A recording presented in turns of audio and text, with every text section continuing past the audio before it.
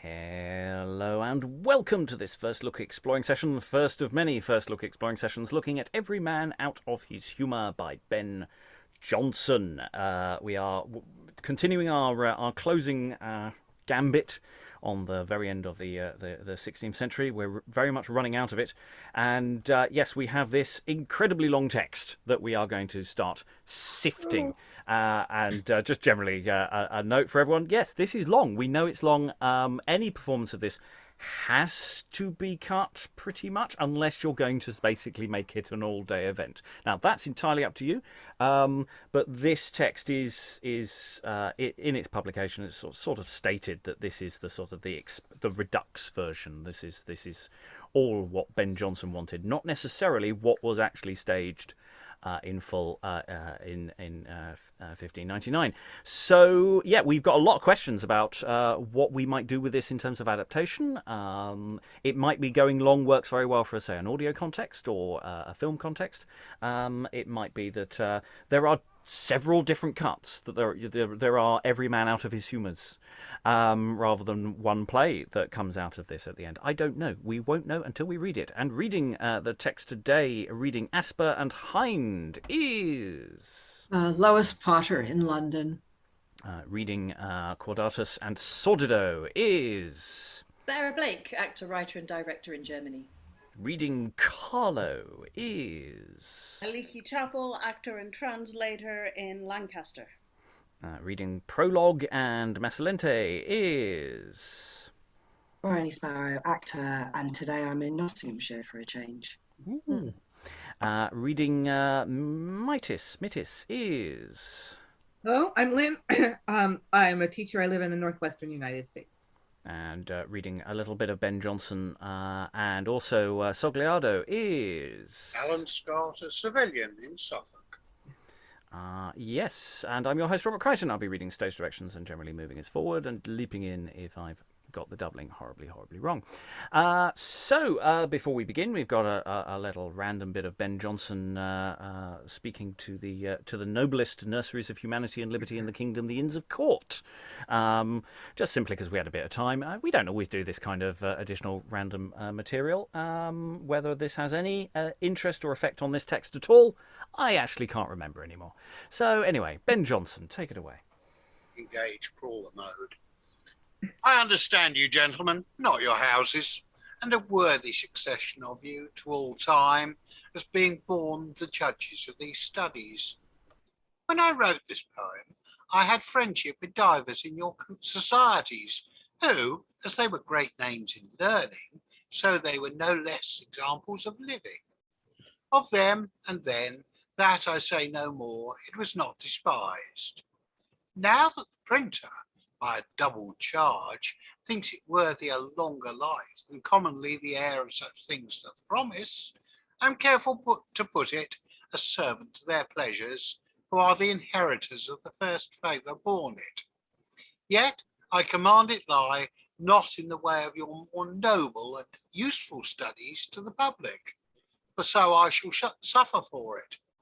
But when the gown and cap is off, and the Lord of Liberty reigns, then, to take it in your hands, perhaps you may make some venture, tincted with humanity, greed, and not repenting. Are your true honourer, Ben Jonson? And with that little mini opening gambit of text, which we will pass by without any additional further comment, we will actually get into something dramatic and performative. Before the performance would have been performed, we would have various soundings, trumpets saying, roll up, come in. Get your interval drinks order in. Please make your way to the auditorium. We have a first sounding, and then there is a second sounding, and we're now into the sort of liminal period of, well, you should mostly be in the theatre by now, but some people are still probably just coming in. At which point, some performance starts, and in this liminal period between when the play's definitely started and the audience is still perhaps still mingling, we have the entrance of Cordatus, Asper and Mitis. Nay, my dear Asper. Stay your mind. Away! Who is so patient of this impious world that he can check his spirit or rein his tongue? Or who hath such a dead, unfeeling sense that heaven's horrid thunders cannot wake? To see the earth cracked with the weight of sin, hell gaping under us, and o'er our heads black ravenous ruin, with her sail-stretched wings ready to sink us down and cover us? Who can behold such prodigies as these and have his lips sealed up? Not I. My soul was never ground into such oily colors to flatter vice and daub iniquity. But with an armed and resolved hand, I'll strip the ragged follies of the time naked as at their birth. Be not too bold. You trouble me. And with a whip of steel, print wounding lashes in their iron ribs. I fear no mood stamped in a private brow when I am pleased to unmask a public vice. I fear no strumpet's drugs nor ruffian's stab, should I detect their hateful luxuries. No brokers, usurers, or lawyers' gripe, were I disposed to say they're all corrupt. I fear no courtier's frown, should I applaud the easy flexure of his supple hams. But these are so innate and popular that drunken custom would not shame to laugh in scorn at him that should but dare to tax them.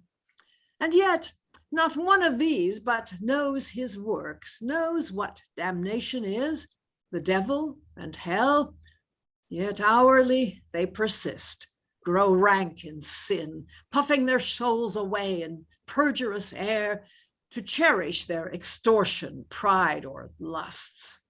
Forbear, good Asper, be not like your name. No, but to such whose faces are all zeal, and with the words of Hercules invade such crimes as these, that will not smell of sin, but seem as they were made of sanctity, a religion in their garments, and their hair cut shorter than their eyebrows, when the conscience is vaster than the ocean, and devours more wretches than the counters. Gentle Asper, contain our spirits in more stricter bounds, and be not thus transported with the violence of your strong thoughts. Unless your breath had power to melt the world and mould it new again, it is in vain to spend it in these moods. I not observed this thronged round till now. Gracious and kind spectators, you are welcome. Apollo and the Muses feast your eyes with graceful objects, and may our Minerva answer your hopes unto their largest strain. Yet here mistake me not, judicious friends, I do not this to beg your patience, or servilely to fawn on your applause like some dry brain despairing in his merit. Let me be censured by the austerest brow, where I want art or judgment. Tax me freely. Let envious censors with their broadest eyes look through and through me. I pursue no favor. Only vouchsafe me your attentions, and I will give you music worth your ears. Oh, how I hate the monstrousness of time, where every servile, imitating spirit, plagued with an itching leprosy of wit, in a mere halting fury, strives to fling his ulcerous body in the Thespian spring, and straight leaps forth a poet, but as lame as Vulcan or the founder of Cripplegate. In faith, this humor will come ill to some. You will be thought too peremptory. This humor. Good. And why this humor, Mitis? Nay, do not turn, but answer. Answer what? I will not stir your patience, pardon me. I urged it for some reasons, and the rather to give these ignorant, well-spoken days some taste of their abuse of this word humor. We're going to pause here because I think we should just before we start going on to the question of humours as a genre and the meaning of the word, because we've done some humours plays already. This is Jonson's second explicitly titled humour play. Just to sort of go into how this scene opens and how this all opens, because we're sort of mid-action. This mid-flow, Asper comes on in a bad mood, and everyone is basically following in his wake, going, "No, shush, shush, shush, calm down," and just goes off on one. And it's that question of, even then, as opposed to now, of at what point does the audience figure out what the hell he's saying? And I don't think that's not deliberate. He's mid-argument, he's mid-flow, but yeah, he's got issues. He's got issues. Thoughts in the room about that? Just that opening, and the way it sort of works, and sort of just the impressions that we're getting from it at this stage. Sarah. Well, the thing I'm going to say is the thing that I find myself saying quite a lot recently, is that this is all very meta and feels very modern. But clearly it's not modern because everybody was doing it in 1600. So I just need to readjust my thinking. But this is definitely something that I think a modern audience would enjoy, would pick up on and enjoy, because that thing of like people just wandering on, or I mean, you would probably stage it if you were doing this in like a pub theatre. You just have them sitting there at a table drinking, and they just start talking slightly louder than everybody else, and probably for the first half of Asper's speeches, no one would hear what was going on, and then the people at the tables next door would gradually start to listen, and then it would sort of spread out across the room. I mean, it's a very entertaining way to start a play, I think. Yes, I mean, it's that question of how much do you signpost to how meta this is? Are they appearing on the stage? Do you have them springing out of the audience? Where do you place them, and what you do with that? I mean, the audience will twig pretty bloody quickly, but it's the fact that this is a game that we will find played quite a lot, and more than we already have. Lois. Yeah, well, one odd thing is that Asper says that he hadn't noticed the audience until now. I mean, which is an odd thing. I mean, how do you stage it so that these three people come on and apparently are just talking among themselves and don't notice that they happen to be on the stage of a theater? I mean, it seems to me rather odd. Also, it is very difficult to figure out exactly what Asper is mad about. He seems to just be saying that the whole world is awful, everything is awful, and he's going to say so. Yeah, there's all sorts of things about satire and things, and yeah, it's not quite clear. But then maybe he doesn't have a firm thesis on what he's saying. He just hates everything. Aliki, then Lynn. This is probably a cliche by now, but in my head, he walks on like this. Who is so patient of this impious world? There you go. No, it's sort of the way I was feeling this morning listening to the news, so I can see he might do it that way. Yeah. Lynn. Yeah, he is a little I hate everything. Of just nota bene, Asper is Latin for rough or harsh or difficult. I don't know about Mitis and Cordatus. Cordatus has something to do with the heart, I think. Yeah. Corda is heart. Yeah. And I don't. I think you have a bit of a tightrope to tread here, because Asper can be very funny, but he can also be really tedious because he's so I hate everything. It's like, do you really need him to carry on this long about how everything sucks and people suck and yeah. But then we are still in that limit. The show hasn't started yet, so it's not technically cutting into our running time. So that's technically it's 5 minutes to, or how I don't know how long actually the soundings was separated. Lois. Yeah, I was going to comment on the soundings, because I think it was normally 3 trumpet calls. What's odd is that if you go to a traditional French theater like the Comédie Française, they still do 3 knocks, and They come right after each other, though. I mean, that's how you know the play is going to start, and you hear knock knock, and then again knock knock, and then on the third knock knock, the curtain goes up. So there's, I guess it's the same tradition, except that it's completely died out in the Anglophone world. But you still get bells. I mean, you get 1 bell and 2 bells and 3 bells in some theatres. Yeah, well, or other strange combination of bells. The bell ringing combinations of British theatres. I'm sure there's a monograph to be written on that. Yeah. Noises Off sort of deals with that. Yes. But, yeah. We've got several plays that Jonson plays anyway. A bit of Marston that plays this game between the soundings. There clearly is a decentish span, or they adjusted it for the show because that's what this particular show does. I mean, they're flexible, trying to undercut the audience's expectations. But then maybe there are more of these inductions than survive, or maybe it's just certain playwrights are really keen on metagames. Might lean on that one, but yeah, I do like the way that Asper does slightly change their approach when they see the audience. If it's like, just do the hair. Hi, I didn't see you there. Or it might. I mean, it might be more disingenuous. It might be, he hadn't noticed they were paying attention to my words. We might be able to spin it that way. I think you're right. It's probably having its cake and eating it a bit. But that's not unusual with meta jokes. And then I say we're getting to this question of humour and humours, which I think we'll let the play speak on because it obviously has opinions. Let's just go back to Asper's cue in for that. I will not stir your patience. Just 4 lines earlier.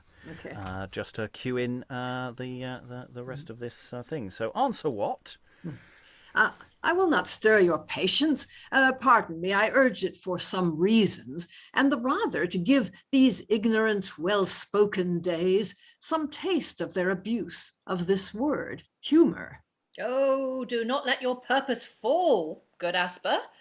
It cannot but arrive most acceptable, chiefly to such as have the happiness daily to see how the poor innocent word is racked and tortured. Aye, I pray you, proceed. What? What is't? For the abuse of humour. Oh, I crave pardon. I had lost my thoughts. Why, humour, as 'tis ence, we thus define it, to be a quality of air or water, and in itself holds these 2 properties, moisture and fluxure, as for demonstration, pour water on this floor, 'twill wet and run. Likewise, the air, forced through a horn or trumpet, flows instantly away and leaves behind a kind of dew, and hence we do conclude that whatsoe'er hath fluxure and humidity, as wanting power to contain itself, is humour. So in every human body, the choler, melancholy, phlegm, and blood, by reason that they flow continually in some one part and are not continent, receive the name of humours. Now, thus far it may by metaphor apply itself unto the general disposition, as when some one peculiar quality doth so possess a man, that it doth draw all his affects, his spirits, and his powers in their confluxions, all to run one way, this may be truly said to be a humour. But that a rook, by wearing a pied feather, the cable hat band, or the 3-piled ruff, a yard of shoe tie, or the Switzer's knot on his French garters, should affect a humour, which is more than most ridiculous. He speaks pure truth. Now, if an idiot have but an apish or fantastic strain, it is his humour. Well, I will scourge those apes, and to these courteous eyes oppose a mirror as large as is the stage whereon we act, where they shall see the time's deformity anatomized in every nerve and sinew, with constant courage and contempt of fear. Asper, I urge it as your friend, take heed. These days are dangerous, full of exception, and men are grown impatient of reproof. You might as well have told me, yond is heaven, this earth, those men, and all had moved alike. Do I not know the time's condition? Yes, Mitis, and their souls, and who they be that either will or can accept against me. None but a sort of fools, so sick in taste that they contemn all physic of the mind, and like galled camels kick at every touch. Good men and virtuous spirits that loathe their vices and cherish my free labors love my lines, and with the fervor of their shining grace make my brain fruitful to bring forth more objects worthy their serious and intentive eyes. But why enforce I this? As fainting? No. If any here chance to behold himself, let him not dare to challenge me of wrong. For if he shame to have his follies known, first he should shame to act them. My strict hand was made to seize on vice, and with a gripe squeeze out the humor of such spongy souls as lick up every idle vanity. Why, this is right, Furor Poeticus. Kind gentlemen, we hope your patience will yet conceive the best, or entertain this supposition, that a madman speaks. What, are you ready there? Mitis, sit down, and my Cordatus. Sound ho and begin. And we're going to pause there because we're not going to begin. We're still quite a long way from beginning. Yeah, I like this. We still have people complaining about this kind of use of language. Oh, the word's overused. It's now lost all its meaning. It's like when someone talks about something being iconic. It's that kind of gripe. And Asper, gives the proper. This is what humour's actually. This is their proper meaning, and then sort of shift to say, well, we're going to stage a proper thing about humours. Not like those other people doing humours things that are wrong. We're going to do it properly. So he's got a thesis, and they're gonna do a play. They're gonna do a play. Luckily, they're in a theatre. Oh. What are the chances? What are the chances? I mean, in a way, it's sort of that. It feels like we're in the middle of a Bernard Shaw prefix at the moment. I'm sure it's where Shaw got the idea. Yes. Yeah, I think Asper is meant to be the author, isn't he? I mean, I think that's what it says somewhere. Yeah, that just kind of was what I was assuming too. This is. To some extent, anyway, Jonson talking. Yeah. Yeah. I mean, who knows? Would Jonson have played it himself? Who knows? Who cares? The conceit is enough. So if he's there, and yes, he's about to start stage managing everything, and doing things. Lynn. Yeah, he's always like, I'm the smartest guy in the room, and you should all listen to me. But hopefully he's also making fun of that proposition by staging it himself. So he's hopefully he's giving us the best of both worlds. Other thoughts, Sarah? Is he making fun of himself, or does he genuinely think that he can pull this off? I'm not sure. I don't know. The jury's still out. Well, I say the play hasn't started yet. This is still backstage. Lois. Well, he does have that moment where he's completely out of it. I mean, he has to ask them what they were talking about because he says he'd lost himself. He's busy thinking of the next play or something. Yes. Yeah, where was I? Yeah. And that sort of fits with the whole thing of there's an audience. If he's just so lost in his train of thought, they were backstage preparing the show, and they've just walked out on stage accidentally, and there's a stage manager, just going no.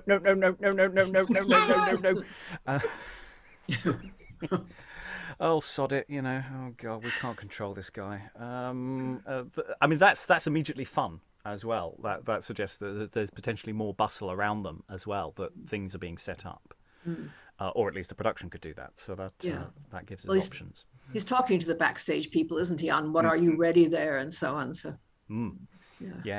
Sound ho, i.e., can we have the next set of trumpets, please, so we can start the play. I mean, we're nearly there, but there's still a little way to go before those trumpets will sound again. We haven't even met the prologue yet.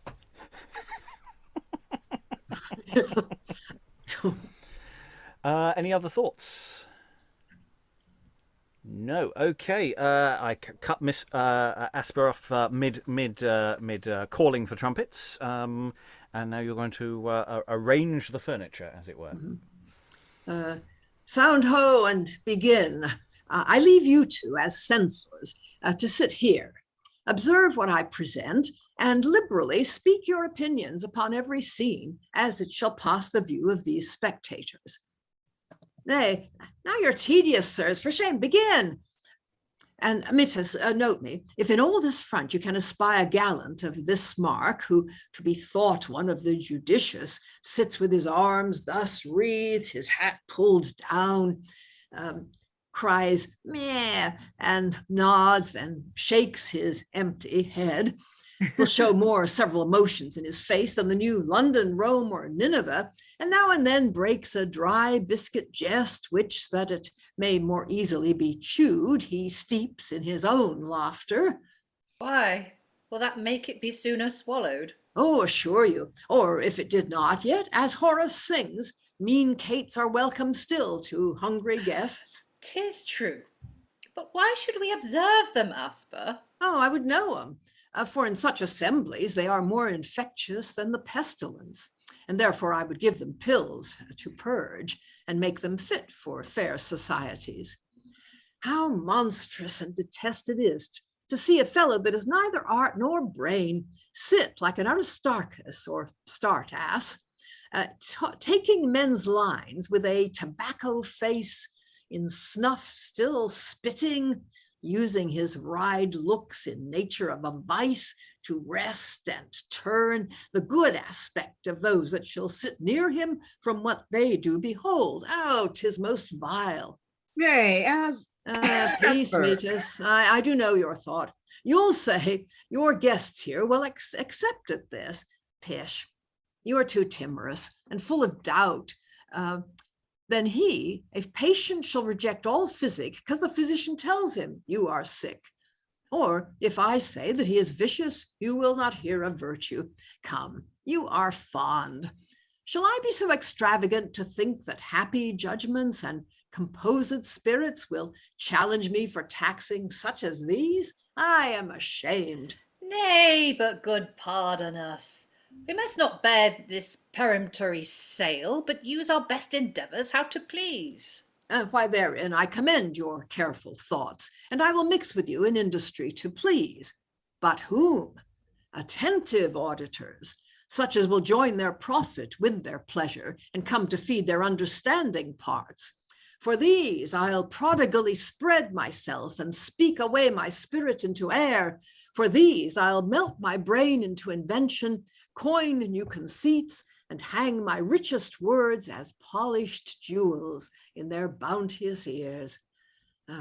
But stay, I lose myself and wrong their patience. If I dwell here, they'll not begin, I see. Friends, sit you still and entertain this troop with some familiar and by conference. I'll haste them sound. Now, gentlemen, I go to turn an actor and a humorist, where, ere I do resume my present person, we hope to make the circles of your eyes flow with distilled laughter. If we fail, we must impute it to this only chance: art hath an enemy called ignorance. Exit the author. There's some nice bits in there of aren't audiences terrible, apart from the ones who are lovely, the ones who get it, the people in the audience who understand me. I will move mountains for them. I will do all sorts of things. Hang on, what was I saying? Oh yeah.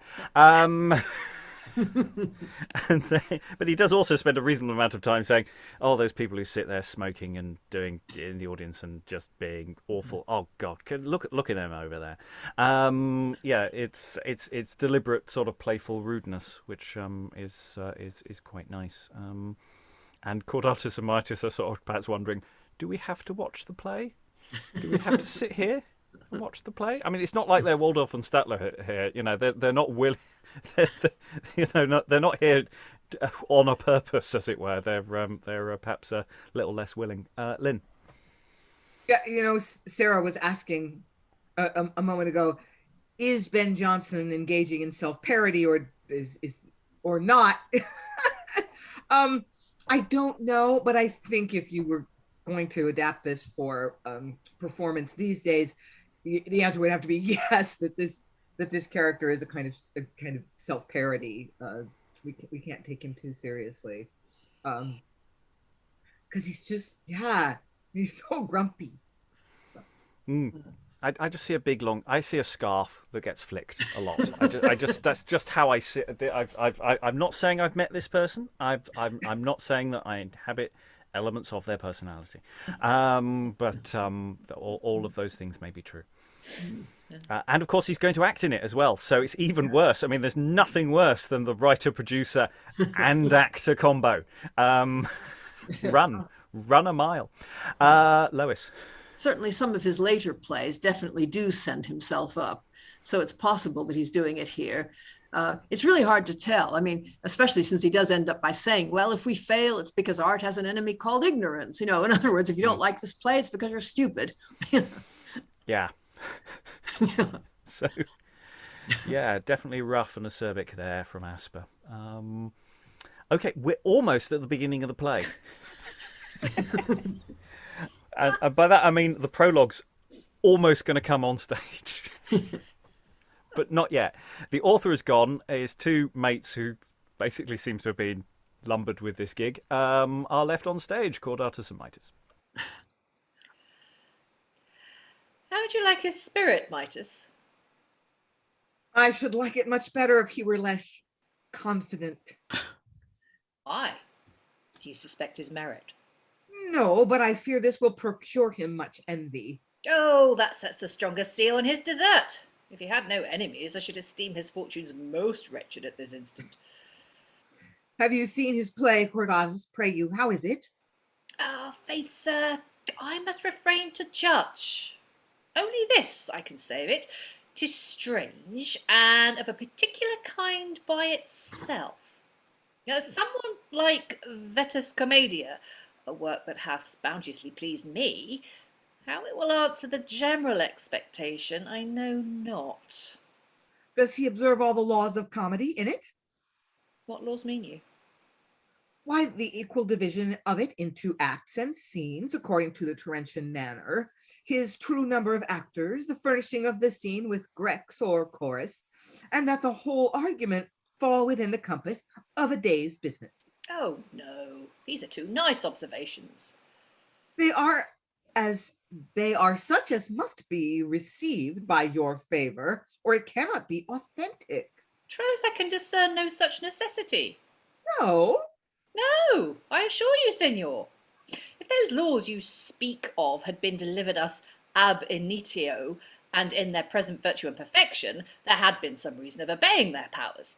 But 'tis extant that which we call commedia was at first nothing but a simple and continued song, sung by only one person, till Cesario invented a second, after him Epicharmus a third, Formus and Chionides devised to have 4 actors with a prologue and chorus, to which Cratinus long after added a 5th and 6th, Euapolis more, Aristophanes more than they. Every man in the dignity of his spirit and judgment supplied something. And though that in him this kind of poem appeared absolute and fully perfect, yet how is the face of it changed since? In Menander, Philemon, Cecilius, Plautus, and the rest, who have utterly excluded the chorus, altered the property of the persons, their names and natures, and augmented it with all liberty, according to the elegancy and disposition of those times wherein they wrote. I see not, then, but we should enjoy the same license, or free power to illustrate and heighten our invention as they did, and be not tied to those strict and regular forms which the niceness of a few, who are nothing but form, would thrust upon us. Well, we will not dispute of this now. But what's his scene? Marry, Insula Fortunata, sir. Oh, the Fortunate Island. Mass, he has bound himself to a strict law there. Why so? Well, he cannot lightly alter the scene without crossing the seas. He needs not. Having a whole island to run through, I think. No, how comes it then that in some one play we see so many seas, countries, and kingdoms passed over with such admirable dexterity? Oh, but that shows how well the authors can travel in their vocation and outrun the apprehension of their auditory. But leaving this, I would they would begin at once. This protraction is able to sour the best settled patience in the theatre. But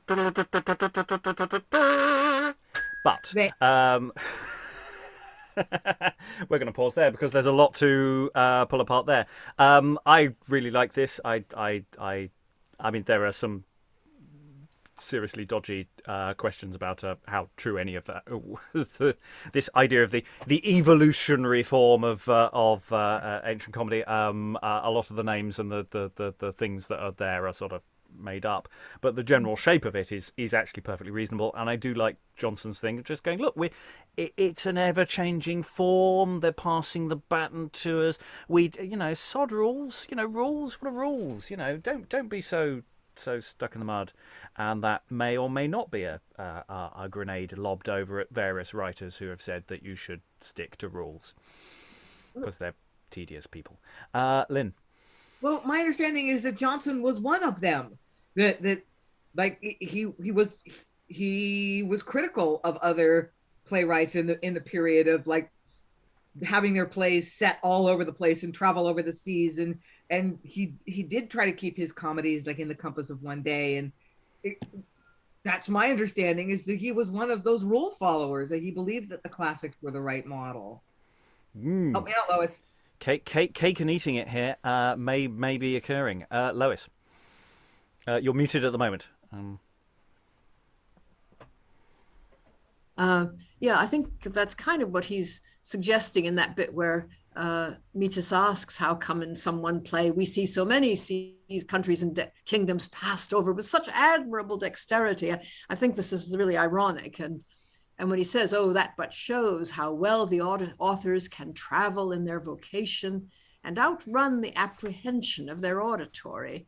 I mean, I'm pretty sure he's not keen on that kind of thing happening, but it's it's all kind of ironic. Well, actually, we had exactly, the outrunning the apprehension of their auditory, outrunning the audience's comprehension of where the hell the scenes are set. We had that last week. We literally had that with the weakest go to the wall, where we were going, we're not quite sure where half these scenes are set until after they're over. And whereas plenty of plays do at least come on and say where we are and give you some decent signifiers, it was really unclear. And that's actually a really nice example of, sometimes you can over-egg the pudding. Briony. Yeah, I think that I'm not saying there isn't fun to be had in all of this, but I think he's courting a very fine line with all this like meta stuff, because it can be a little bit self-indulgent and not necessarily that engaging for the audience. I'm not saying there's not a way to do it that isn't that, but I think you do have to be really careful of that. These are all really good themes. They're all really good stuff. But you're right. There's a lot of it, and it is there's an awful lot of Ben Jonson presenting himself on stage there, doesn't it? It feels like now that Asper's left the stage, Cordatus has taken up I'm going to give a little lecture now. I do like some of the undercutting of it. Well, we will not dispute of this now. Is the response to a massively long speech? Just going, we'll move on. I also love the line, I should like it better if he were less confident. I think that's a great line. Saves a lot of things. Lois. Yeah, I think the general shape of this is that, I mean, Asper has started asking them to start the play some time ago. I mean, calling to the people off stage, and they don't. And he finally says, I guess they're not going to start until I leave. So he then leaves and tells Cordatus and Mitis, talk among yourselves, and, until this thing gets going. And then they start wondering when it's going to get going too. I mean, I would imagine that there's room for some kind of business from the stage manager or various backstage people during all of this, possibly signaling to Asper to get the hell off the stage, or possibly some big catastrophe occurring in the wings, or I don't know, just something must be going on here to explain why it's taking so long. Yeah. And I say, we don't know how much of this text was performed and how much of this is maybe the Redux version of, oh, I wish I could have got all this on stage. You know, they would have really got this stuff. But maybe actually the producers were more like Briony and went, yeah, you know, it's a good gag. It's a good gag. Maybe less. Maybe less. So anyway, that's set us up. The third sounding, we're going to get a prologue. Play will start any second now. Third sounding. They have answered your wish. They sound. And enter the prologue. Oh, here comes the prologue. Now, sir, if you had stayed a little longer, I meant to have spoke your prologue for you, i' faith. Marry, with all my heart, sir, you shall do it yet, and I thank you. And the prologue tries to go. Nay, stay. Stay. Hear you. You could not have studied to have done me a greater benefit at the instant. For I protest to you, I am unperfect, and, had I spoke it, I must of necessity have been out. Why, but do you speak this seriously? Seriously, I, my wit's my help, do I, and esteem myself indebted to your kindness for it. For what? Why, for undertaking the prologue for me. How did I undertake it for you? Did you? I appeal to all these gentlemen, whether you did or no. Come, come. It pleases you to cast a strange look now on it now, but 'twill not serve. Oh, for me, but it must serve, and therefore speak your prologue. And I do. Let me die poisoned with some venomous hiss, and never let me to look as high as the twopenny room again. Exit prologue. He has put you to it. Death, what a humorous fellow is this. Gentlemen, good faith, I can speak no prologue, howsoever his weak wit has had the fortune to make this strong use of me here before you. But I protest. Saved by the bell, the play starts. I'm just going to pause you there because that's a very short bit, but it is actually a really good bit. You know, they josh with the prologue, and the prologue goes, "Oh, cool! No, I'm good. I'm good. You do my prologue for me. You think you're brilliant? You do it. I haven't had time to learn it. I'm just going to get hissed at, and I'm just going to dry. I mean, that's the early modern version of drying is had been out. So yeah. So yeah, that's really nice. And then Cordatus has to improv a prologue. Again, I feel the stage manager might have saved you there. Or you were about to go off on one. Who knows? We might have been saved an awfully long prologue. About comedy. Yeah. Anything more? But I just wanted to briefly just throw that in before we actually go into the play. The play's about to start. There's a play happening. Act 1 will be any minute now. It's almost there. Almost there. Enter a member of the company. Enter Carlo Buffone, followed by a boy with some wine. Come. Leave these fustian protestations. Away, come. Cannot abide these grey-headed ceremonies. Boy, fetch me a glass, quickly. I may bid these gentlemen welcome. Give them a health, here. Exit boy. I marvel whose wit it was to put a prologue in yon sackbut's mouth. They might well think he'd be out of tune, yet you'd play upon him too. Hang him! Dull block! Oh, good words! Good words. A well-timbered fellow, he would have made a good column, and had he been thought on when the house was a building. Enter the boy again with a glass. Ah, art thou come? What's that? Give me, boy. Fill so. Here's a cup of wine, sparkles like a diamond. Gentlewomen, I'm sworn to put them first, and gentlemen around, in place of a bad prologue, I drink this good draught to your health. Here, canary, the very elixir and spirit of wine. This is that our poet calls Castalian liquor when he comes abroad now and then, once in a fortnight, and makes a good meal among players, where he has canium appetitum. Marry, at home, he keeps a good philosophical diet, beans and buttermilk. An honest, pure rogue, he will take you off 3, 4, 5 of these, one after another, and look villainously when he is done, like a one-headed Cerberus. He does not hear me, I hope. And then, when his belly is well balanced and his brain rigged a little, he snails away withal, as though he would work wonders when he comes home. He has made a play here, and he calls it Every Man Out of His Humour, but when he get me out of the humour he has put me in, I'll trust none of his tribe again while I live. Gentles, all I can say for him is, you are welcome. I wish my bottle here amongst you. But there's an old rule, no pledging your own health.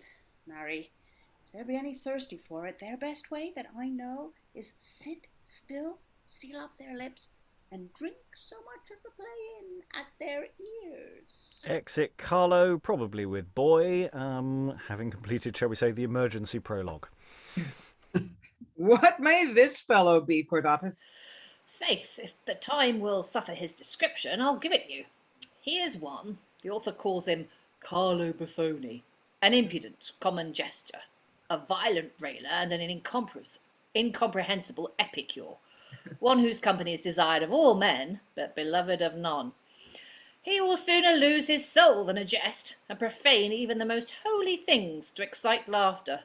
No honourable or reverend personage whatsoever can come within the reach of his eye, but is turned into all manner of variety by his adulterate similes. You paint forth a monster. He will prefer all countries before his native, and thinks he can never sufficiently or with admiration enough deliver his affectionate conceit of foreign atheistical policies. But stay, observe these. He'll appear himself anon. Enter Macilente. Oh, this is your envious man, Macilente, I think. The same, sir. But before we go into what we will officially call Act 1, Scene 1, the appearance of dialogue from what we might call a play, especially as this is would probably have been performed by the same actor-manager who exited earlier, but we've moved the parts around. I do like the way that Cordatus just sort of goes, who is this? Hang on, I've got the programme. This is Carlo. Yeah. I'll just read the program note out for everyone. Yeah, well, he's read the play. Yeah, but I'm just thinking for my production that's it. Yeah. He's actually just reading the program note. Yeah. And yeah, I just quite like this sort of, he saunters on, half in character, half not in character, and just sort of talks about, the author and the play and drinking and just drinks at the audience. Again, it's incredibly self-indulgent, but it is also quite fun. At what point does the balance of the scales tip the wrong way, and which one does it go the right way? Other thoughts from the room before we go into the actual play? But the play's already been going on. You've been tricked. We're already, I think someone said we're about 8% into the text. Okay, shall we get into some actual action within the play? Okay, I'll let some text move on with more alacrity now. Though Cordatus and Mitis will remain on stage and therefore be interjecting. And the number of scenes, I've gone for the maximalist number of scenes, just simply. Some of them are effectively just entrances for things, because that's how sometimes people mark scenes rather than separate units of action. So anyway, Act 1, Scene 1, Macilente has entered. Viri est fortunae cecitatem facile ferre. 'Tis true, but stoic, where in the vast world doth that man breathe that can so much command his blood and his affection? Well, I see I strive in vain to cure my wounded soul. For every cordial that my thoughts apply turns to a corsive that doth eat it farther. There is no taste in this philosophy. 'Tis like a potion that a man should drink, but turns his stomach with the sight of it. I am no such pilled cynic to believe that beggary is the only happiness, or with a number of these patient fools to sing, my mind to me a kingdom is. When the lank hungry belly barks for food, I look into the world, and there I meet with objects that do strike my bloodshot eyes into my brain, where, when I view myself, having before observed this man is great, mighty and feared, that loved and highly favoured, a third thought wise and learned, a fourth rich and therefore honoured, a fifth rarely featured, a sixth admired for his nuptial fortunes, when I see these, I say, and view myself, I wish the organs of my sight were cracked, and that the engine of my grief could cast mine eyeballs, like two goblets of wildfire, forth, to melt this unproportioned frame of nature. Oh, they are thoughts that have transfixed my heart, and often in the strength of apprehension made my cold passion stand upon my face, like drops of dew on a stiff cake of ice. This alludes well to that of the poet. In vidus suspirat gemit, in cutique dentes sudat frigidus, intuens quod odit. Oh, peace, you break the scene. Act 1, Scene 2, enter Sogliardo and Carlo Buffone. Soft, who be these? I'll lay me down a while till they be past. And lies down. Signor, note this gallant, I pray you. What is he? A tame brook, you'll take him presently. List. Nay, look you, Carlo. This is my humour now. I have land and money. My friends left me well, and I will be a gentleman, whatsoever it costs me. Most gentlemanlike resolution. And I taken humour of the thing once. I'm like your tailor's needle. I go through. But for my name, signor, how think you? Will it not serve for a gentleman's name when the signor is put to it, huh? Let me hear. How is it? Signor Insulo Soliargo. He thinks it sounds well. Oh, excellent. Tut. And all fitted you to your name, you might well stand for a gentleman. I know many Sogliardo's gentlemen. Why, and for my wealth, I might be a justice of peace. Ay, and a constable for your wit.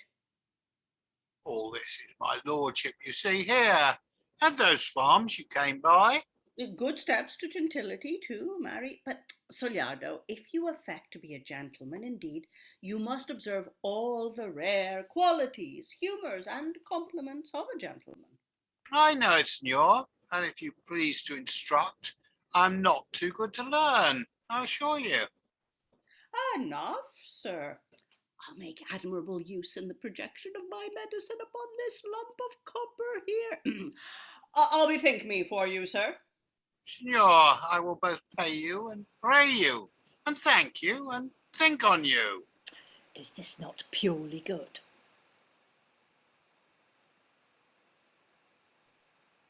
Blood!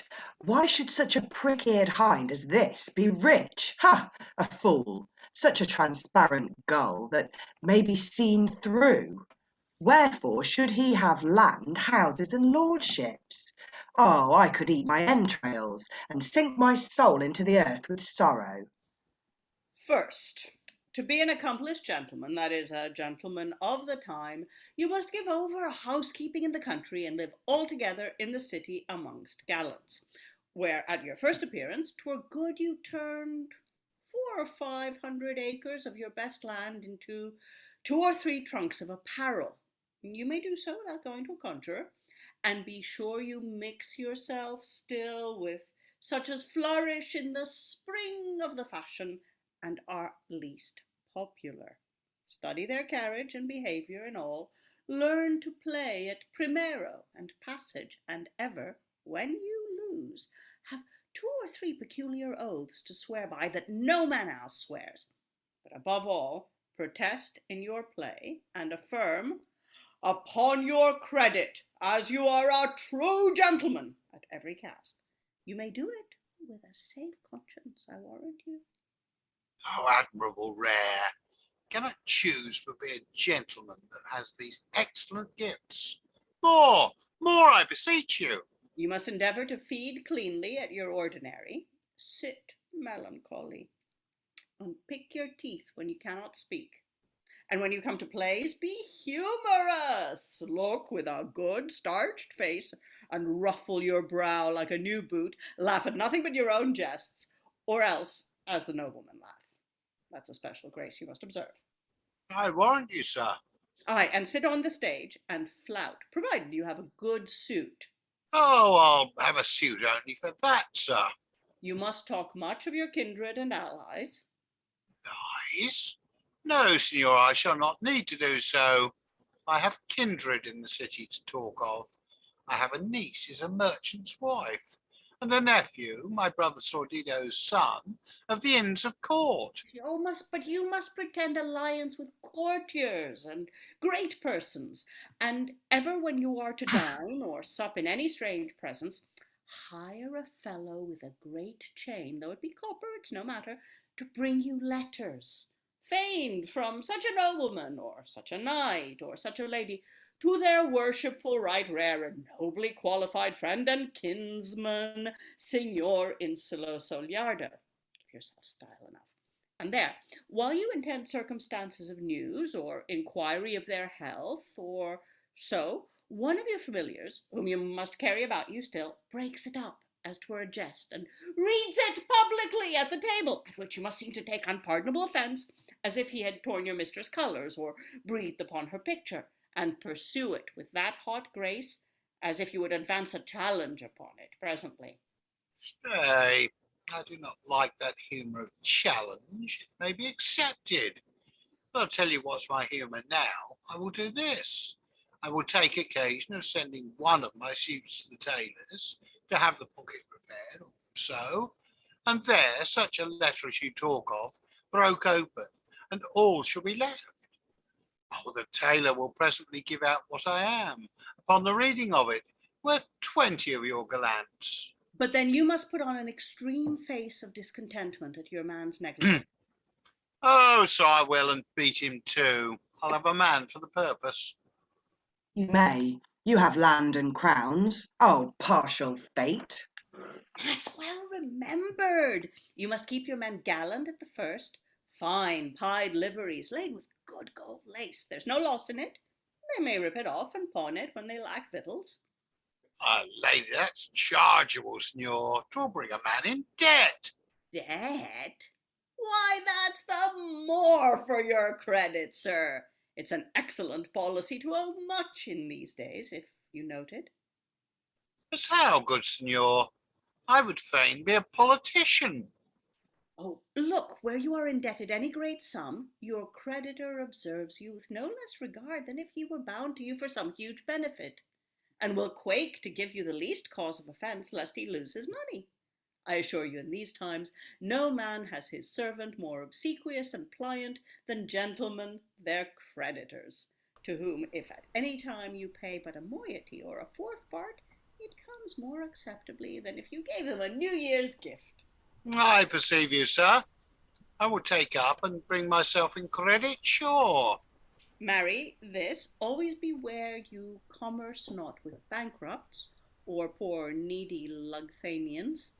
They are impudent creatures, turbulent spirits. They care not what violent tragedies they stir, nor how they play fast and loose with a poor gentleman's fortunes to get their own. Marry, these rich fellows that have the world, or the better part of it, sleeping in their counting houses, they are 10 times more placable. They either fear, hope, or modesty restrains them from offering any outrages. This is nothing to your followers. You shall not run a penny more in arrearage for them, and you list yourself. No? How should I keep 'em then? Keep 'em? 'Sblood, let them keep themselves. They're no sheep, are they? What? You shall come in houses where plate, apparel, jewels, and divers other pretty commodities lie negligently scattered, but I would have those Mercuries follow me, I trow. Should remember they had not their fingers for nothing. That's not so good, methinks. Why, after you've kept them a fortnight or so and showed them enough to the world, you may turn them away and keep no more but a boy. That's enough. Nay, my humour is not for boys. I'll keep men, and I keep any. I'll give coats, that's my humour. But I lack a collarson. Why, now you ride to the city, you may buy one. I'll bring you where you shall have your choice for money. Can you, sir? Oh, aye. You shall have one take measure of you and make you a coat of arms to fit you, what fashion you will. By word of mouth, I thank you, senor.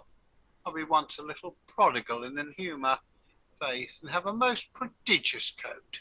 Before Macilente explodes, listening to these two people going off one, there's a lot of good stuff in here. There's a lot of really nice stuff.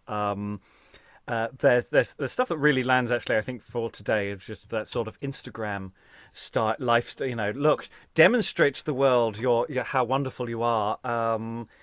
Make sure that you get into the right kind of debt. And you know, which is a very real thing. You know, it's actually if you don't get yourself into certain kinds of debt, it becomes quite difficult to finance yourself in the way that the things work. You know, you've got to be doing the right kinds of things.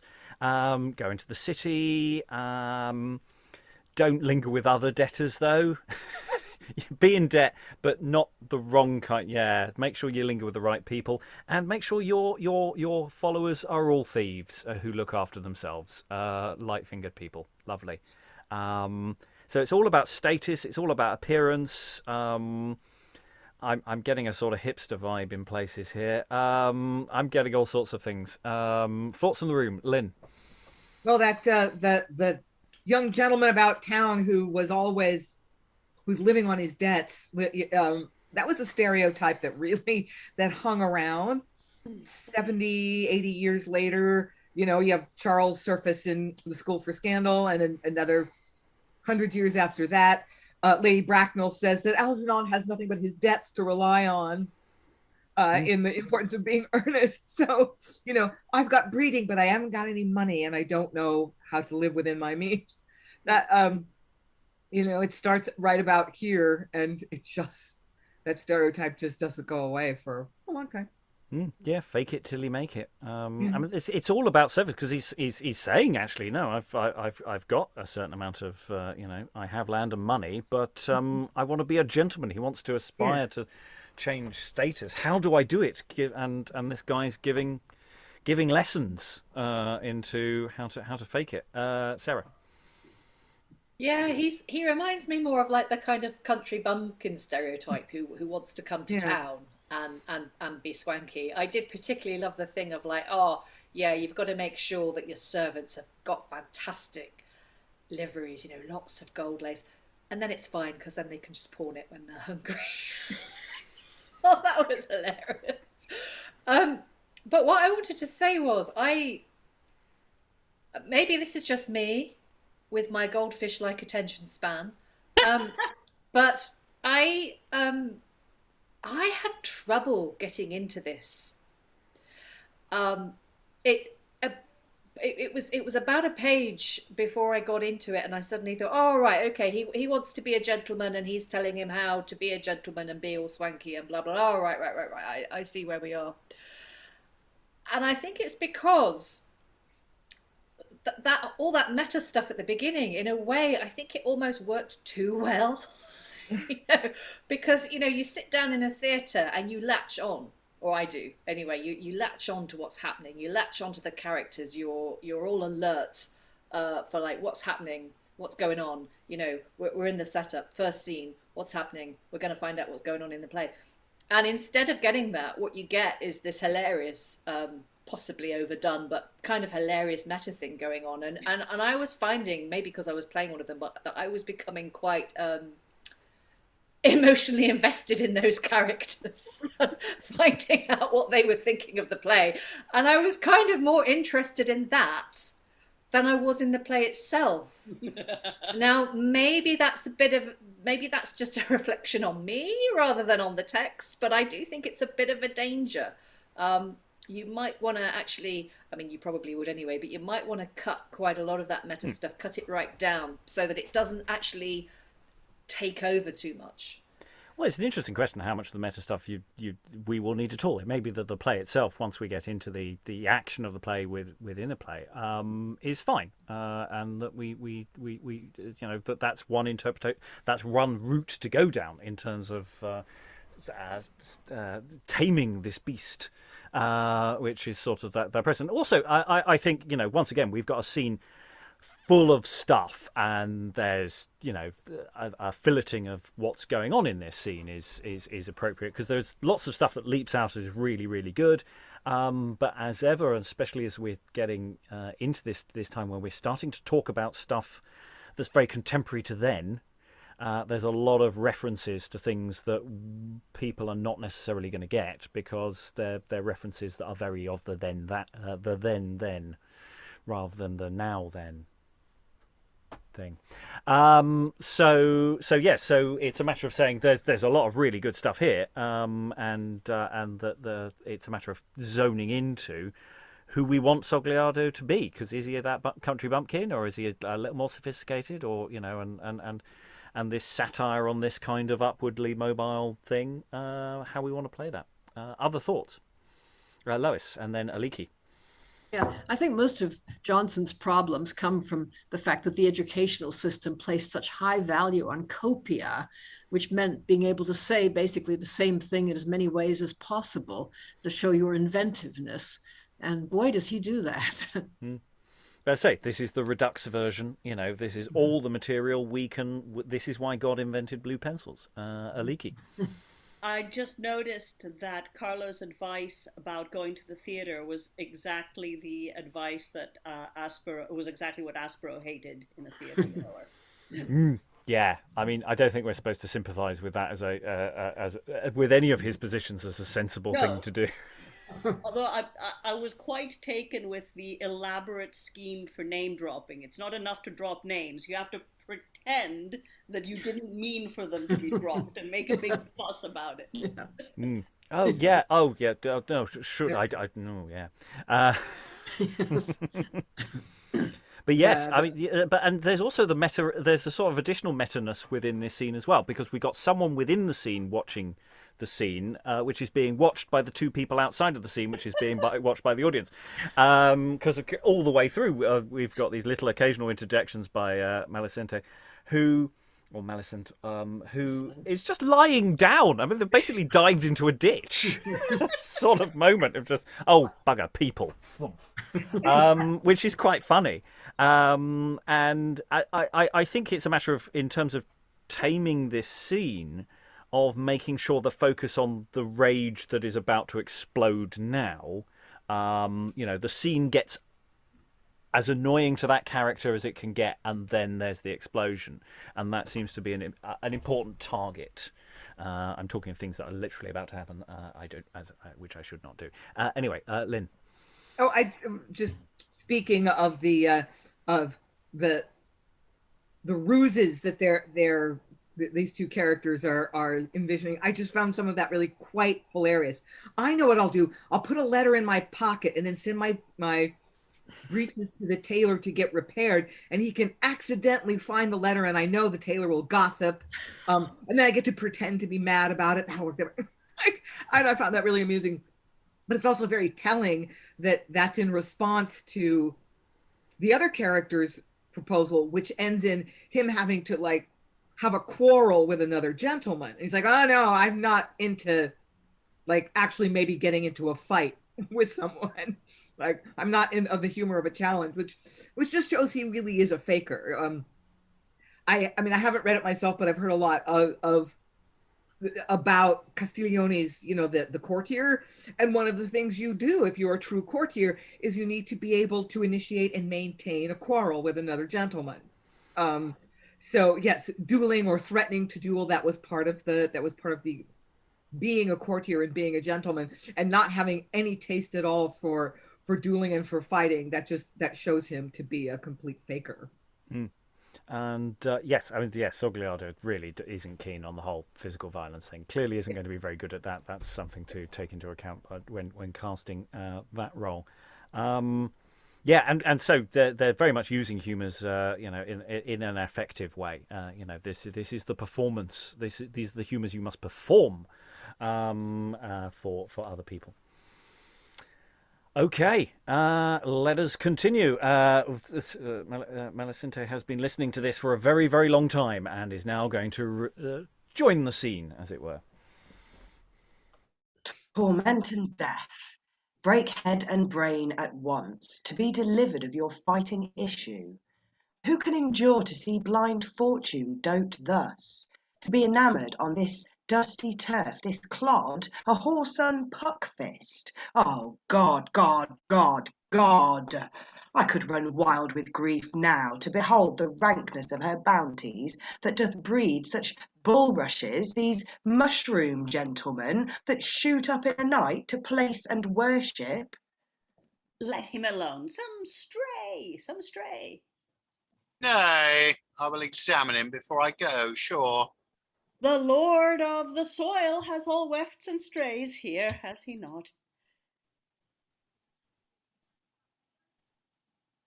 Yes, sir. Faith, and I pity the poor fellow. He's fallen into a fool's hands. Sirrah, who gave you a commission to lie in my lordship? Your lordship? How, my lordship? Do you know me, sir? I do know you, sir. He answers him like an echo. Why, who am I, sir? One of those that fortune favours. The periphrasis of a fool.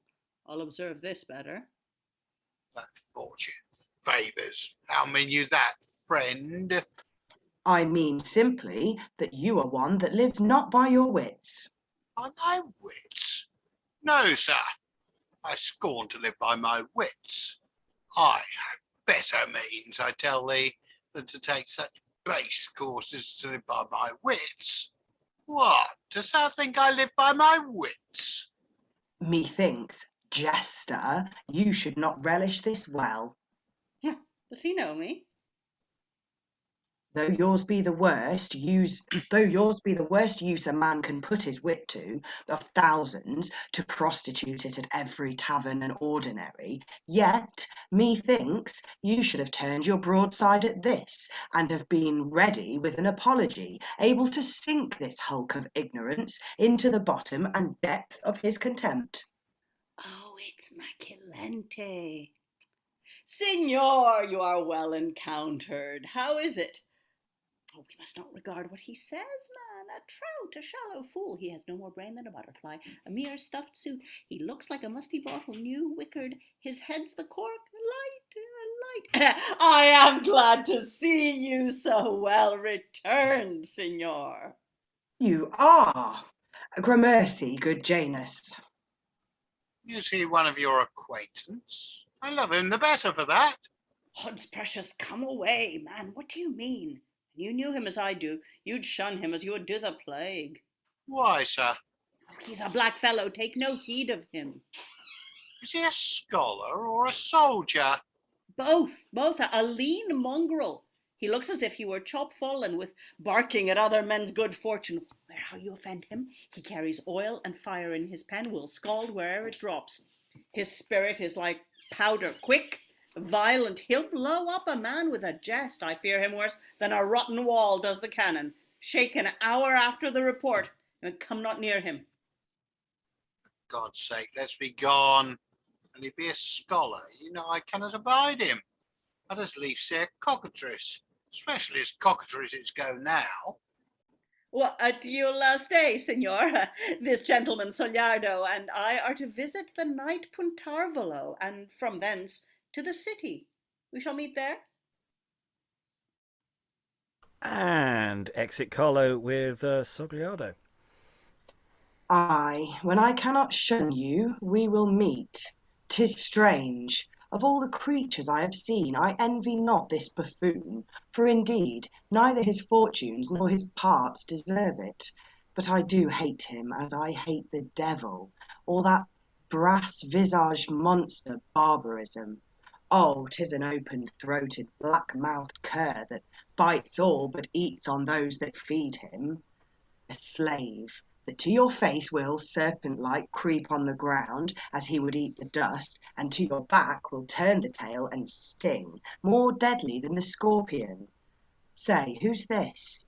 Now, for my soul, another minion of the old lady Chance's. I'll observe him. Act 1, Scene 3. Enter Sordido with an almanac in his hand. Oh, we've lost Sordido. Well, no, Sordido returns.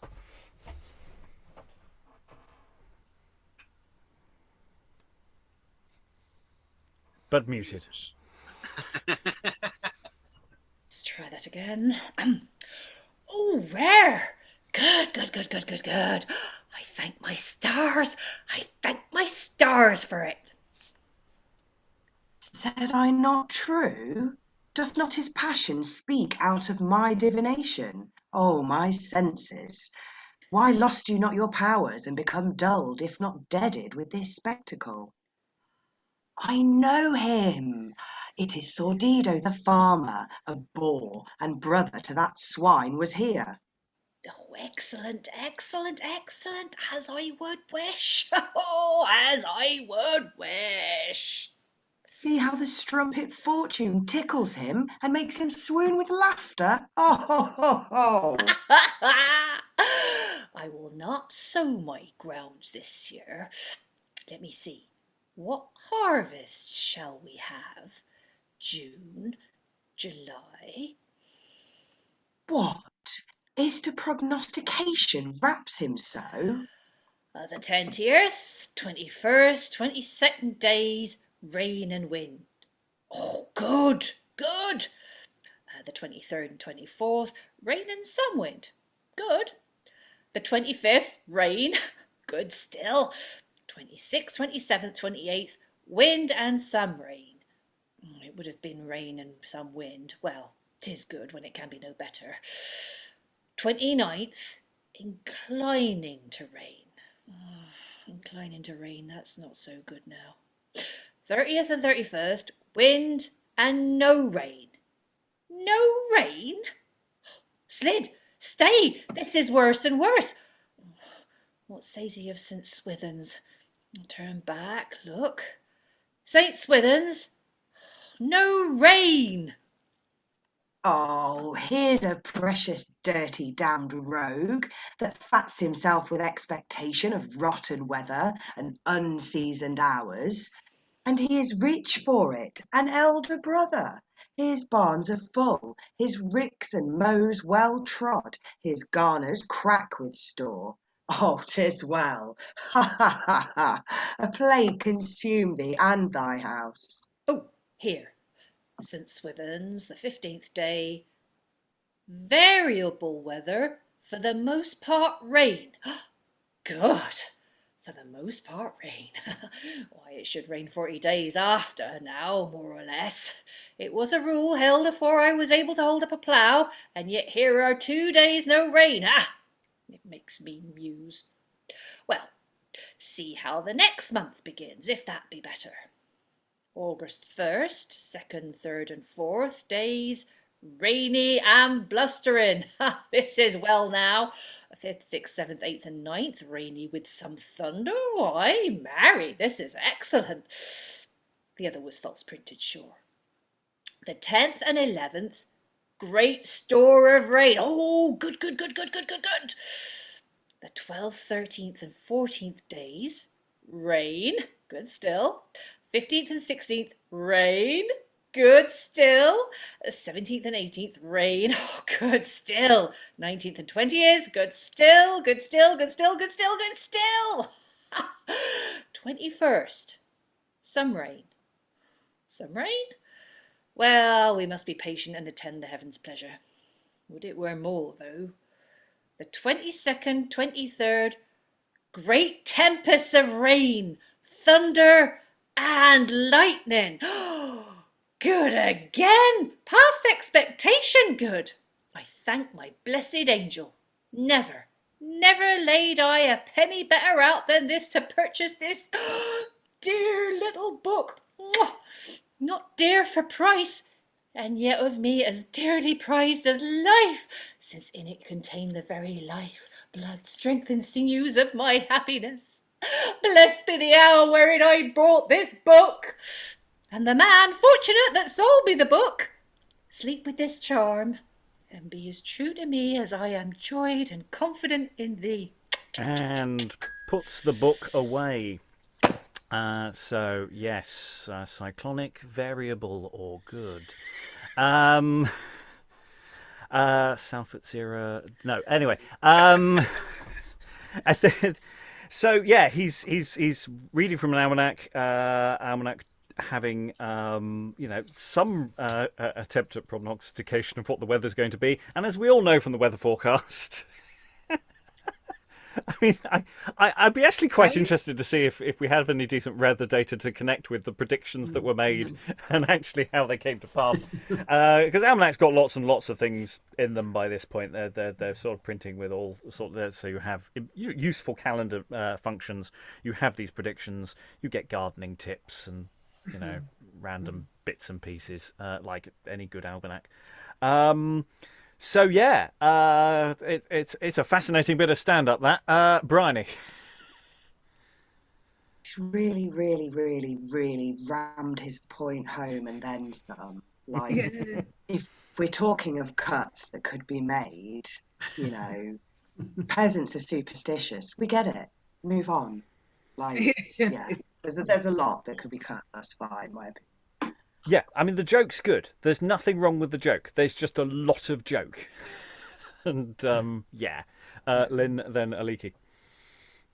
Aliki said something earlier about you can just see Asper coming on with his cell phone going, like, the world is shit, And, if you were going to do that, if you were going to try to like, just put this in a contemporary setting, he's got his Apple weather app, Yeah, I mean, I was thinking that is just constantly doom scrolling to see whether he's going to get rain or not. Aliki. So the joke is laziness. He doesn't want to work his farm, so he wants the rain. Is that the... Lois. No, I think what he's hoping is that it'll be a terrible harvest, and he's going to hoard grain and then sell it at a high price. Mm. It's a sort of agricultural form of speculation. All of which, of course, follows from the closing of the previous exchange with Sogliardo and Carlo, and just a general a sort of flow of characters. It's just there's just like we've hit the full version before someone decides to maybe trim that joke back a bit, Ben. It's good gag. But, we don't need the full country file 5-day forecast. We don't need that. But, of course, if he's got a prop almanac on stage, the actor doesn't have to learn his lines. So there is a plus. Because there's no way in hell I'd learn that. I demand a bonus. Understandable. Okay. Let us... any other thoughts before we move on? No. Okay, let's close Act 1 then. So, Sordido has put away the book. Enter Hind and gives Sordido a paper to read. Is not this good? Is not pleasing this? God pardon me. Is it possible that such a spacious villain should live and not be plagued, or lies be hid within the wrinkled bosom of the world where heaven cannot see him? Splurd! Methinks 'tis rare and strange that he should breathe and walk, feed with digestion, sleep, enjoy his health, and like a boisterous whale swallowing the poor, still swim in wealth and pleasure. Is not strange? Unless his house and skin were thunderproof, I wonder at it. Methinks now the hectic, gout, leprosy, or some such loathed disease might light upon him. Of that fire from heaven might fall upon his barns, or mice and rats eat up his grain, or else that it might not rot within the hoary ricks, even as it stands. Methinks this might be well, and after all, the devil might come and fetch him. Ay, 'tis true. Meantime he surfeits in prosperity, and thou, in envy of him, gnawest thyself.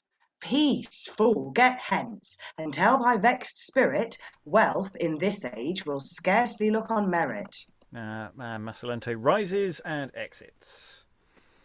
Who brought this same Sarah? Mary, sir, one of the justice's men. He says 'tis a precept, and all their hands be at it. Why, and the prints of them stick in my flesh deeper than in their letters. They have sent me pills wrapped in paper here that, should I take them, would poison all the sweetness of my book and turn my honey into hemlock juice. But I am wiser than to serve their precepts or follow their prescriptions. Here's a device to change me, bring my grain unto the markets, aye, much. When I have neither barn nor garner nor earth to hid it in, I'll bring it. Till then, each corn I send shall be as big as Paul's. Oh, but, say some, the poor are like to starve. Why, let 'em starve. What's that to me? Are bees bound to keep life in drones and idle moths? No.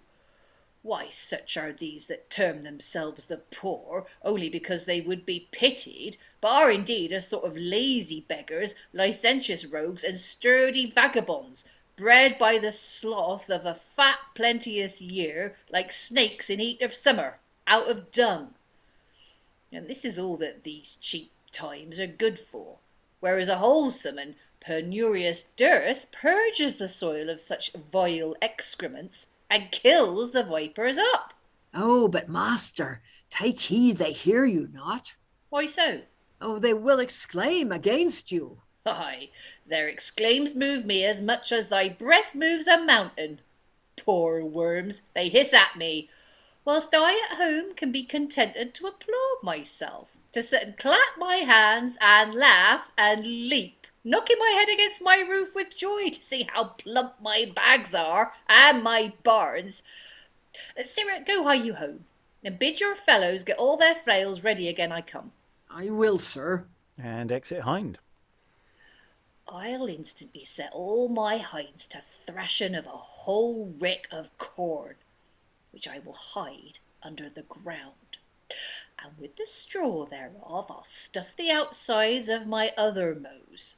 That done, I'll have them empty all my garners, and in the friendly earth bury my store, that when the searchers come they may suppose all spent, and that my fortunes were belied, and to lend more opinion to my want, and stop that many-mouthed vulgar dog which else would still be baying at my door, each market day I will be seen to buy part of the purest wheat, as for my household, where when it comes it shall increase my heaps.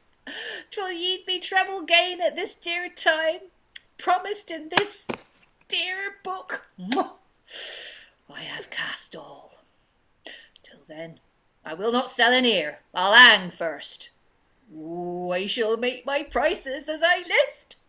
My house and I can feed on peas and barley. What though a world of wretches starve the while, he that will thrive must think no courses vile. And exit Sordido. So yeah, he's been given a court order. You've got to sell your grain. You've got to do it. People are starving. Don't be a bastard. And yeah, so he comes up with a plan. He's going to hide it. He's going to hide his corn. So within the play itself, we've got this witness to most of the action of Macilente, who is railing against people. He's railing against the humours of Sogliardo and his attempt to better himself, as it were, and obviously Sordido, who's being a not very nice chap. So it's in a sense, it's a little slice of life quality to actually all of this, of people watching people go by. We've had a hint of additional plot action maybe happening sometime in the future. Mention of a knight. Sogliardo is going to visit a knight. So that's hope for Act 2, that additional plot lines might be put in place. But again, sort of slice of life quality to some of that. Thoughts from the room before we go into the final little bit of linking material into the close of the session. Lynn? Yeah, so grain hoarding was a problem. That was something that people did to try to drive prices up. Sordido is, of course, an exaggerated portrayal of that. People are going to starve, whatever. Reduce the surplus population, But yeah, we know that people did that they hoarded grain to try to keep prices high. Yeah, I mean, it has sort of modern parallels with speculation of and working the stock market. It's and as far as he's concerned, he's got this bit of insider trading. He knows what the market's going to do because he knows it's going to rain because he's read it in an almanac. I can't see that going wrong at all. I'm hoping for some poetic justice here. Other thoughts? No. Okay. Let's then go back to our just looking ahead because there's something a bit wrong somewhere there. Yeah, I can see something wrong.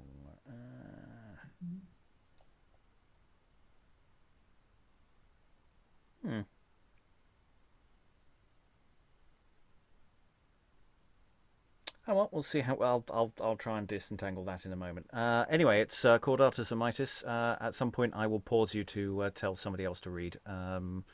Going forward. Now, Signor, how you approve this? Have the humorists expressed themselves truly or no? Oh yes, if it be well prosecuted, 'tis hitherto happy enough.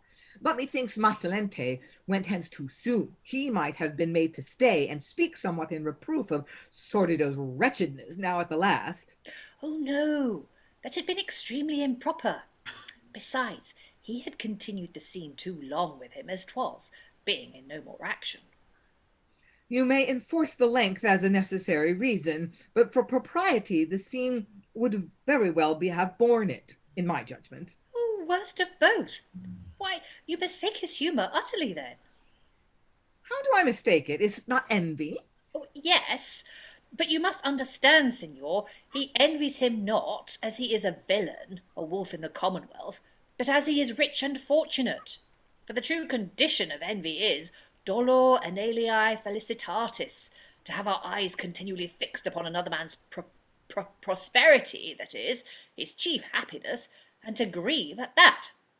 Whereas if we make his monstrous and abhorred actions our object, the grief we take then comes nearer the nature of hate than envy, as being bred out of a kind of contempt and loathing in ourselves.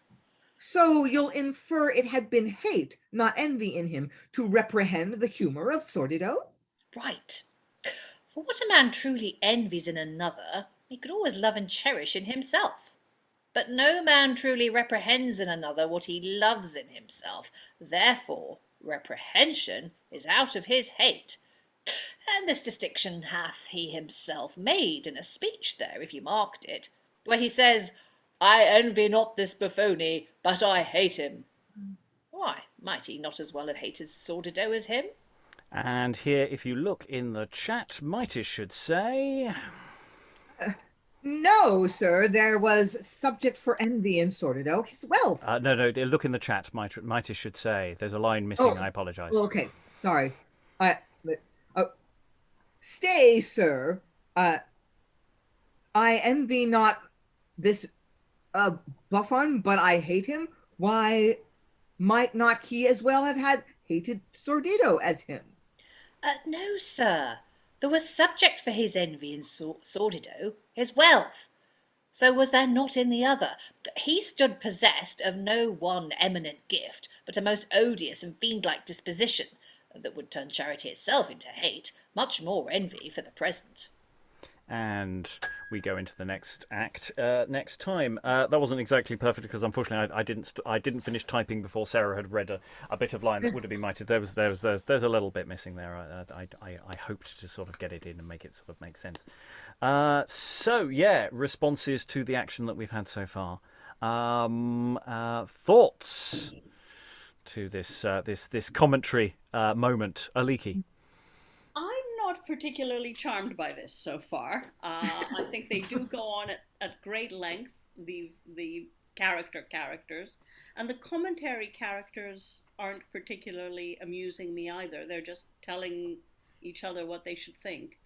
And yeah, Briony said earlier that one of the other bits could have been handily cut. I feel all of it would have benefited from a fair bit of editing. But of course, directors' cuts of movies are not always the best versions of said movies by any shot. Well, I mean, and you know, as I said at the top, you know, we know we need to cut this. I don't think even in the audio realm, I would, you know, leave this without a trim, especially as there's so much meta stuff that doesn't necessarily work very well in an audio way anyway, but so in this sense it's thinking about these units of action, just, you know, how do you, because they've all got kernels of good stuff. There's a lot of good stuff in here, but it does need to be you know, wrestled with and played with. And it's also quite difficult because we're still telescoped at the very, very narrow end of this wedge of not really knowing where it's going, so we can't really make judgments yet as to what should be adjusted. I mean, beyond a just general take each scene, boil it down to what really lands at this stage. There might be whole scenes that we just say, well, we don't need that scene, or that we don't need that, but we don't know that yet, and we won't know that until, you know, we move forward. Lois? Yeah, I think Jonson likes to introduce new characters. I think at least in the first 3 acts. I think sometimes even more, 1 or 2 more turn up in the 4th and 5th, which makes it really hard to get a total picture of the thing. Even though Cordatus criticizes Mitis for wanting something according to theories of how comedy should be written, Jonson did know how comedy should be written. And that's one of the things, is keep bringing in new things to surprise you and have different strands of plot and then join them all up and then have this amazing tangle at the end, and then the denouement, which literally means unknotting the whole knot that you've just knotted. And that's what he's doing, really. Because again, we haven't really been given a plot yet. We've been introduced to some characters, a bit of world building. We can see the potentials of plot, and you know, we've done what we would call Act 1, and again, I was talking about slice of life, and we've had that with Ben Jonson before, and I'm sure we will again. Of, you know, there's a lot of world building, there's a lot of setup, but at this stage, how much of this journey is really necessary is difficult for us to tell, because you know, there's so much good stuff in here, but there's just so much good stuff in here.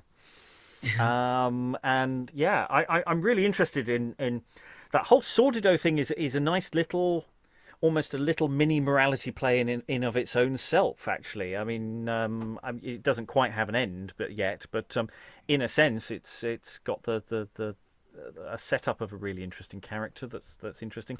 The whole sequence with Sogliardo is really interesting. I'm not still sure where to now. Colours on the Mask with Macilente yet, Macilente rather. What's you know, how that figure is going to function, and then whether the characters outside of the action are necessary. Do we need them? Do they actually add, or do they, as Sarah's suggesting, possibly detract? Because we spend so much time with them that actually, when a plot appears, that gets in the way. Other thoughts before I go into final thoughts? Lois, then Briony. Well, I could make this a final thought if you like. I mean, I think you're not perhaps clear until the end of the play that Asper has been playing Macilente, but that is a kind of comment on the whole notion of righteous indignation, which then turns out to be envy, or could turn out to be envy, you know. So that could be perhaps subtler than than it looks at first. Briony. Yeah, mine could be quite final thoughty because I don't really. It's difficult to settle yourself too much because has it even started yet? But I like Aliki. I've not really found myself overly impressed with anything thus far. Like there's nothing that I would fight to keep yet. And maybe other people would, and I might see it differently, but just on the face of reading it, I found it quite hard to stay engaged and know what's going on and care what's going on. I mean, in a sense, the problem is nothing is going on yet. I mean, all we're being presented with is character. We're being presented with humours. In a sense, it's doing exactly what the title said it was going to do. It's setting us a series of character sketches. And that's going to be very much down to what the actors do with those character sketches and how long they take. Sarah? Yes, it's like we have a wafer-thin sliver of plot, padded out with just tons and tons of style. And I like the style, personally. I enjoy it, but there is too much of it here, even for me. Like, I would definitely want to cut this down, but I have a feeling that if you cut it down, as you've been talking about, Rob, you could find quite a juicy kernel in all of this. The fact that this is a play about different humours. We've got two brothers here who they're quite interesting in the way they've been presented, because you've got one who is kind of, well, he says he's moderately wealthy and he has some land and he's quite happy to spend it all in order to, become cool, become a gentleman and live the stylish life. And then you have his brother, who is kind of the reverse. He doesn't care what people thinks about him. He doesn't care if people say, "Oh, but what about the poor?" He just wants to turn a profit, and so you've got two very distinct humours set up in these two brothers, and that's like, I don't know, I think that's quite a nice, interesting start to a plot. But the fact is, we're a whole act in, and it is only just a start. So yeah. Definite blue pencil, but I'm going to be really interested to see where this goes, and where this plot with these brothers goes, if indeed it goes anywhere. I have a feeling it will, and like Lois was saying, the other strands that come in and tie into it, because I have a feeling it's going to be quite deftly woven together. There's just already too much of it.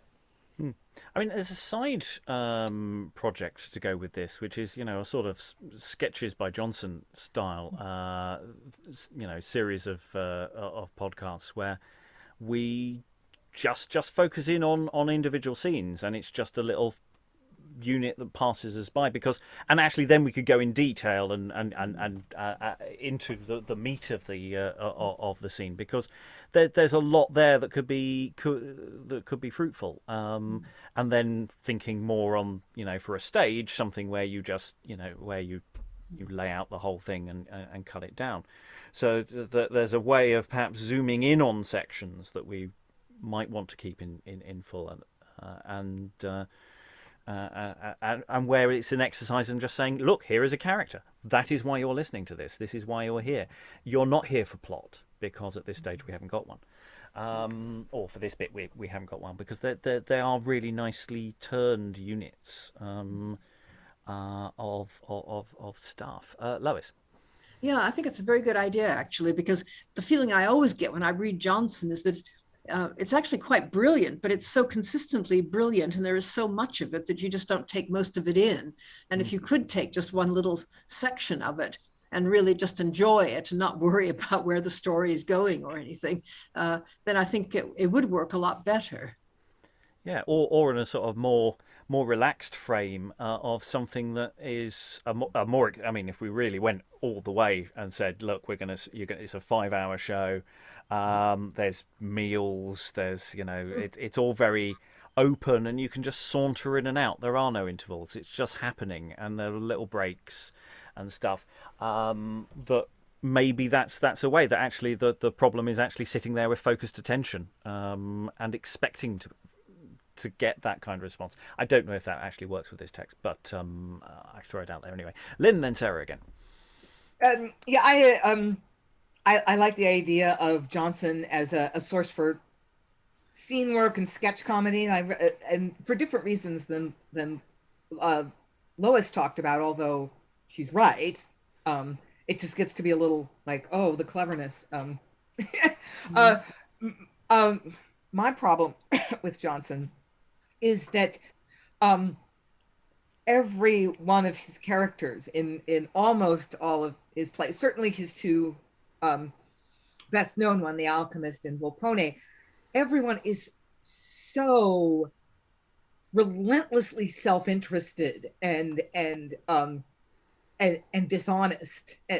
There's like no one to admire or to like, and that gets old for me. I find that difficult to sustain. It's like this world is really so cynical that Jonson often leaves me with kind of a bad taste in my mouth. And this looks like it's definitely heading that way. There's nobody really here who has an ounce of charity or humor or self-awareness.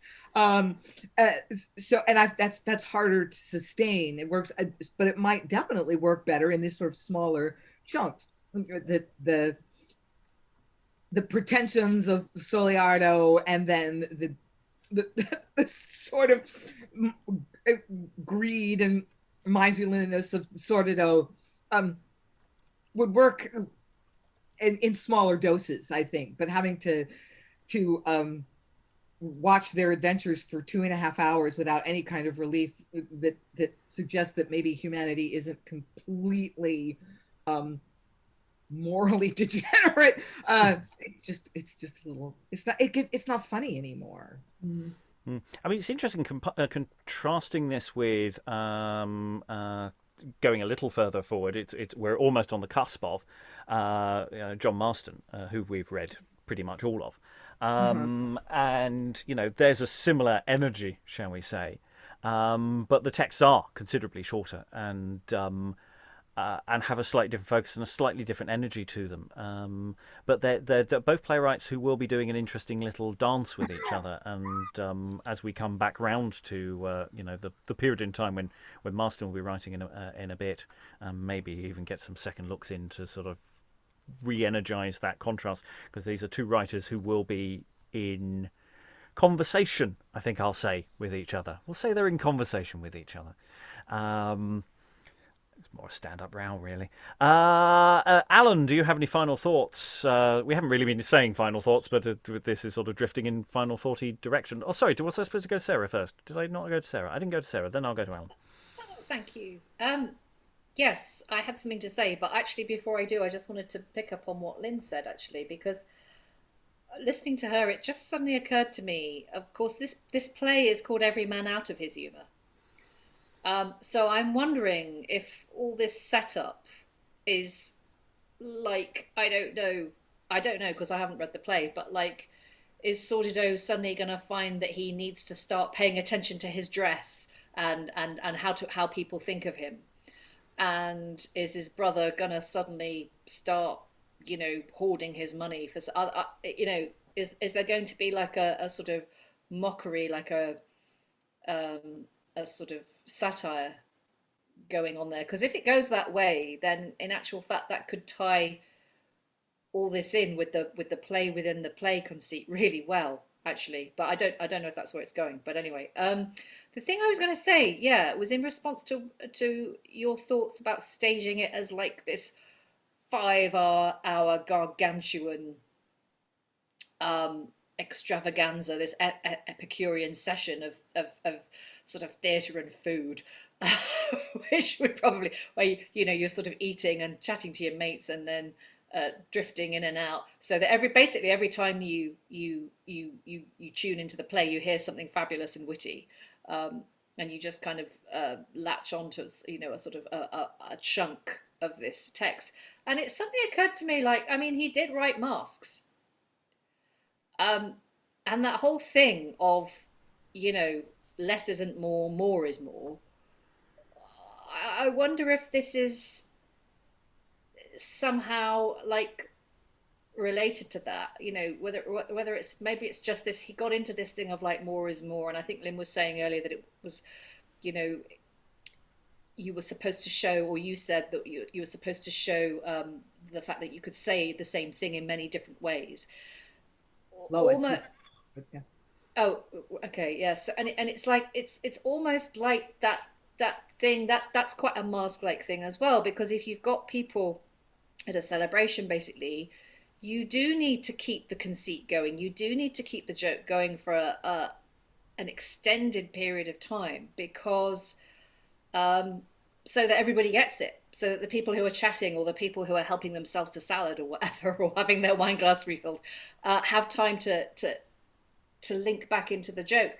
And I don't know, it just occurred to me that maybe that's why he does have a tendency to over egg every pudding. It's because he's come from this, I don't know where it works in terms of whether this came before the masks or after. It is sadly before. He's got about 4 years. That scuppers my theory then. But it is well, then you can kind of see why he became so popular for writing masks, because this is a format that kind of lends itself. And I say that this is the text before it, or after, sort of before and after it got to actors, as it were. So and the actual stage. So I say we're reading the sort of slightly more literary version in that sense. That there may be, it'd be interesting to know what the actual cut was for the stage. I mean, that's the sort of, the question: how was it actually performed? Because as everyone was hopefully very innovated by it in performance. Alan, any final thoughts? Difficult to do final thoughts when we're only 20% of the way into the thing. It'd be interesting to see whether any of this goes anywhere useful. At the moment, I'm looking at it and saying that first 8% that we did, all the pre-prologue material, strikes me as being almost a standalone piece. And I think if you tried doing that as part of an evening or a day in the theatre with the whole play, half your audience would probably have wandered off before you even got into the meat of the play. I certainly found it very difficult to maintain any interest in that bit. And then basically Act 1 does seem to be a pretty slow start to the whole issue of introducing character, location and all the rest of it. Well, in a sense, I think Act 1 is very much, it's the first. It's not very long actually. Act 1 itself. Once we actually get into Act 1, it's actually very short. Well, there's about as much page count in Act 1 as there was in the pre-prologue. Yeah, but I'm talking about the later acts in the rest of the play. As we go forward, it's actually it's sort of an opening gambit. It's not really, it's what you might call Act 1, Scene 1. And then we'll get, but you're absolutely right. This play is in no hurry, is it? No, it's not going. Yeah, it's sort of wading through treacle rather than attempting a sprint. No, I think it's tap dancing round themes and characters. It's not rather than I think it's luxuriating in it. Clog dancing rather than tap dancing is a little more staid. I don't know if it's stayed. There's just a lot of it. It's just there's a lot of tap dancing. He's doing a lot of fancy footwork, and there's just a lot of it. It's like watching the second and third Matrix films. There are just so many fights. There's no other room for anything else to happen, and there are no stakes. Anyway, Aliki, do you have any final thoughts, or have I already gone to you? I don't know. I don't know. I think I could still kind of use the mobile phone conceit, maybe by having what's their faces in a chat, Mitis and the other fella, that was projected on. I'm coming down really hard on this. The only time it really came alive for me was when Sarah was reading the almanac. I thought some of that was quite funny, but the rest of it I'm a bit, which isn't very useful. I'm sure it'll pick up and I'll enjoy it a lot more tomorrow. Well, that's the thing. The thing about saying that's slightly sectional is, of course, the sections might be more successful in other sections. Lynn, did I go to you for a final thought? I'm good. Yep. Yeah. That's cool. I think I've gone round everyone at least once. And anyone got any additional thoughts they want to throw in before I close the session? It's